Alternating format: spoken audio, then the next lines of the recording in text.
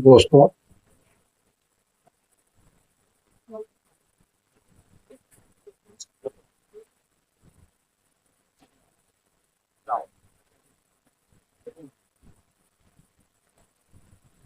राधे राधे। जय श्री कृष्ण। आशा करते हैं आप सब लोग कुशल पूर्वक होंगे, खुशहाल होंगे। आज सनातन के विषय में थोड़ी सी चर्चा करनी है। सबसे पहले मेरे चैनल को आप सब्सक्राइब करो और शेयर करो, कमेंट करो। दोस्तों, अब हमको प्रतीत होता है कि आप लोग हमसे संतुष्ट नहीं होते, इसीलिए कमेंट नहीं कर रहे। कमेंट करके मुझे अवगत कर। आज काफी चिंतन किया हमने, तो मैं आपको बता रहा हूं। आप लोगों ने भी देखा होगा, जब कुंभ मेला होता है तो हजारों लाखों की संख्या में नागा साधु आप लोगों को दिखाई देते होंगे, और नागा साधुओं का अखाड़ा भी है संगम। हम आप लोग को ये बता रहे हैं कि साधु संतों का देश और देश की संस्कृति के पीछे बहुत बड़ा योगदान। जब जब सनातन धर्म और देश के लिए संकट उत्पन्न हुआ, तब तक नागा साधु और संत समाज ने पूर्ण जिम्मेदारी के साथ अपना बलिदान दिया और रक्षा की। दुख इस बात का है, हमारे देश की विडंबना भी है कि संत समाज को लोग मतलब जो है कि इतना नीचा दिखाने की कोशिश कर रहे हैं कि जनता को संत समाज से विश्वास उठ जाए। ये हो रहा है। अब राम नाम की चदरिया तो हर कोई ओढ़ लेता, तो ये संत नहीं कहलाएगा। संत के लिए बहुत योगदान देना पड़ता, बहुत त्याग करना पड़ता। ये जरूरी नहीं है कि हम भगवा वस्त्र धारण कर ले तो हम साधु हो जाए। हमें अपने अंदर से आत्मा को जगाना पड़ता है, और विश्वास होता है कि त्याग करते समय सारे लोभ प्रलोभ छोड़ देंगे, तब हम साधु संत कहलाते हैं। गृहस्थ आश्रम में रहकर के भी साधु होते हैं कुछ लोग। अब अनेकों कथावाचक यो गृहस्थ आश्रम में, कई ऋषि मुनि भी गृहस्थ जीवन व्यतीत किए हैं। तो हमारा आचरण अच्छा होना चाहिए, साफ सुथरा होना चाहिए। कुछ लोगों की वजह से हमारा संत समाज भी बदनाम करने की लोगों ने कोशिश करी। संत बन के और अपने आचरण को छिपा दिया।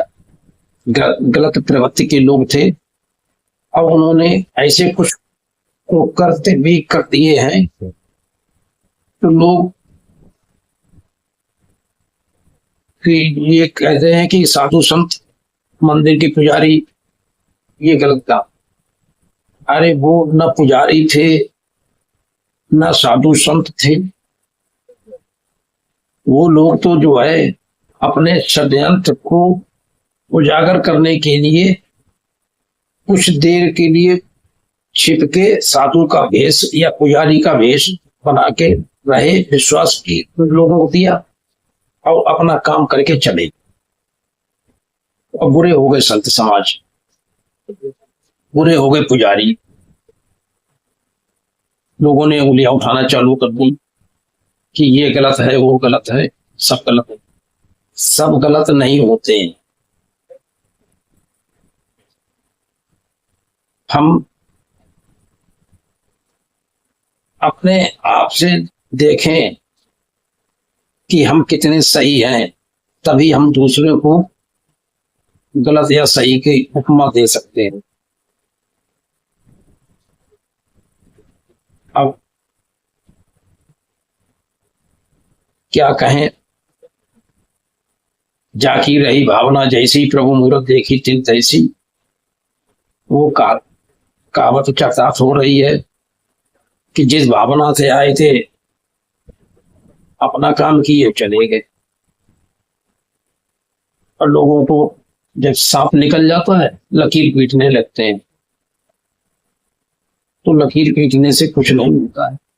सच्चाई की तह तक जाओ, कौन था, क्या कर रहा था। हर किसी को ऊपर फिल्म नहीं लगाना चाहिए। हम जब साफ सुथरे हैं तो हमको सामने वाला भी साफ दिखाई दे। तो हाथ जोड़कर आप लोगों से विनम्र निवेदन करते हैं कि इधर उधर की बातों में न जाओ, अपने धर्म को पहचानो और साधु संत के जो त्याग हैं उनको देखो, याद करो, उनके बलिदानों को याद करो।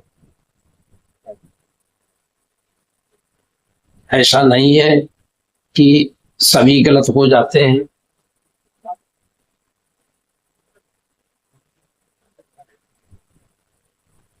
कहते नहीं है कि पानी पियो छान के, गुरु करो जान के।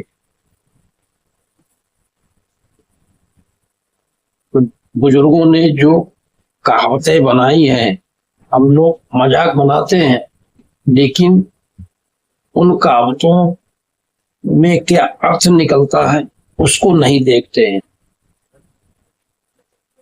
उसका विश्लेषण करिए कि किस कहावत को किस तरीके से बनाया गया है, क्या सच्चाई है, क्या झूठाई है।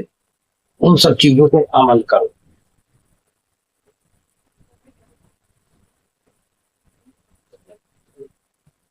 बहुत हंसी हो चुकी है सनातन धर्म की। अब हम सब मिलजुल कर एकजुट होकर हंसी करने वालों को दिखाएं कि हम सब एक हैं। सनातन धर्म जिंदा है और जिंदा रहेगा। उसकी संस्कृति को पहचानो और समझो। सनातन धर्म संस्कृति की रक्षा करो। आज सनातन रक्षा बोर्ड की मांग क्यों हो रही है कि हम लोगों के साथ अन्याय किया गया है, किया जा रहा है, इसीलिए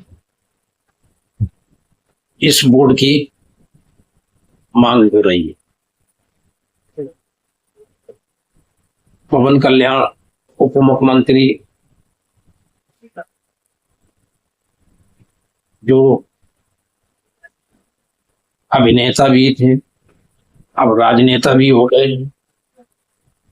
और धर्म की रक्षा के लिए, सनातन के लिए हमेशा ऊंची आवाज उठाई है। ऐसे ज्ञानी पुरुषों को, सनातन रक्षक को हम नमन करते हैं और साथ देते हैं, पुरजोर समर्थन करते हैं कि हिंदू रक्षा बोर्ड बनाया जाए, जो कि और हमारे हिंदू मंदिरों को जो सरकारें अपने अधिग्रहण में किए हुए हैं उनको भी मुक्त किया जाए। अब तो सोशल मीडिया के माध्यम से जगह जगह पोल खुल रही है, जानकारी हो रही कि भगवान की प्रसादी में गलत तरीके से अशुद्ध किया जाता है। अब हम लोग भ्रमित रहते हैं, भोग लगा देते हैं। अनजाने में हमसे बहुत बड़ी गलतियां हो रही हैं कि हम शुद्ध समझ के अब भोग लगा देते हैं, अब जबकि वो शुद्ध है ही नहीं, अशुद्ध जानबूझकर किया गया। इन सब चीजों की रक्षा हेतु सनातन रक्षा बोर्ड स्थापित हो और मंदिरों के रख रखाव, पूजा भोग सामग्री में शुद्धता बरती जाए, ऐसा मेरा मानना है। और आप सब लोग भी समर्थित होइए और जागरूक होइए, सरकार तक विनम्रता पूर्वक संविधान के दायरे में आवाजों को पहुंचाएं, मांग पहुंचाएं, जो कि शीघ्र से शीघ्र सनातन रक्षा बोर्ड और मंदिरों की मुक्ति हेतु वह आवाज पहुंचाएं।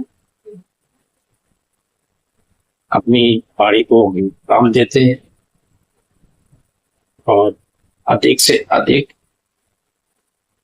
शेयर करो, सब्सक्राइब करो, कमेंट करो, जो कि सरकार तक हमारी आवाज पहुंच सके।